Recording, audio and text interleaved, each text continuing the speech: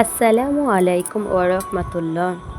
হাজেরা চিৎকার মেরে শিশুকে বুকে তুলে দেখেন শুধু বুকটা ধুক ধুক করছে। হাজেরা থরথর করে কাঁপতে লাগলেন, দু চোখ অন্ধকার হয়ে এলো।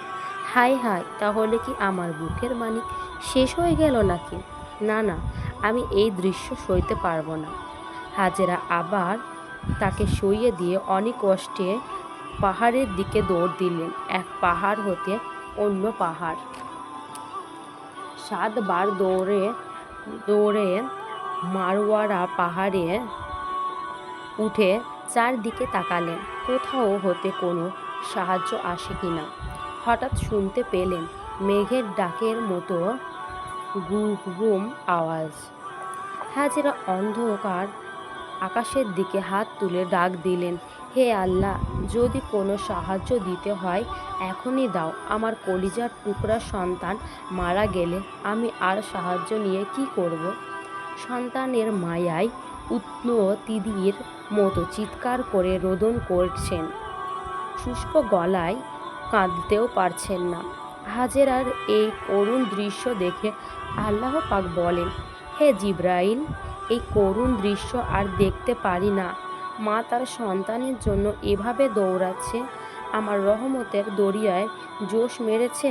চলে যাও, ইসমাইলের পায়ের আঘাতের জায়গায় তুমি আঘাত দিয়ে পানি বের করে দাও।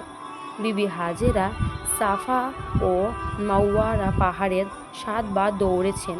এই দৌড় আল্লাহ পাকের নিকট এত পছন্দ হয়েছে যে কিয়ামত পর্যন্ত সমস্ত হাজিদের জন্য উক্ত স্থানে 7 বার দৌড়ানোকে ইবাদতে পরিণত করেছেন, ওয়াজিব করে দেওয়া হয়েছে।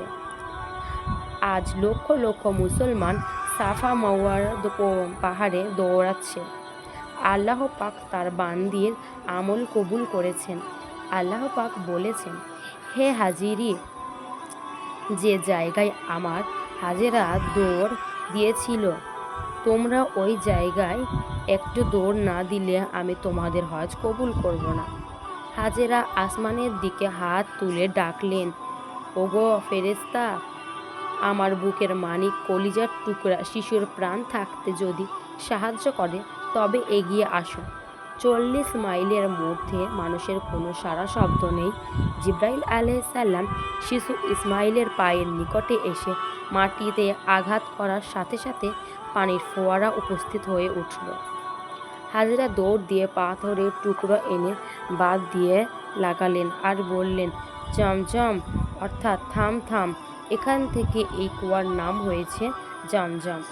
হাজেরা ইসমাইলকে পানি পান করিয়ে নিজের পান করলেন। জিবরাইল আলাইহিসসালাম কিছু খেজুর দিয়ে বললেন, এই খেজুর খান আর ইহার বীজ মাটিতে রোদন করেন, গাছ হয়ে যাবে। হাজেরা তাই করেন, খেজুর গাছ হয়ে গেল, তাড়াতাড়ি খুরমা হলো। জিবরাইল আলাইহিসসালাম আরও বলেছিলেন, আপনি কোনো চিন্তা করবেন না, এখন এখানে কাবা রয়েছে। এই দেশে তার পিতার সাথে মিলে এই ঘরের মেহমান করবে। এই ভয়াবহ নির্জন মরুভূমি আবাদ হবে। বিবি হাজেরার রোদিত বীজগুলো চারা গজিয়ে এখন বৃক্ষে পরিণত হয়েছে। চারিদিক হতে পাখিরাও এসে কলকলিয়া স্থানটিকে মুখরিত করে তুলেছে।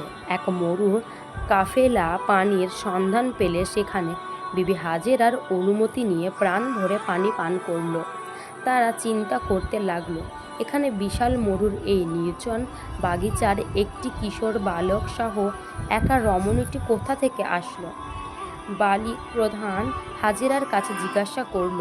হাজেরা তাড়াতাড়ি বিস্তারিত ঘটনা তাদের জানিয়ে দিলেন। নবীর স্ত্রীর প্রতি শ্রদ্ধা তাদের মন ভরে গেল। স্থানটি তারা মহাপবিত্র স্থান বলে মনে করে।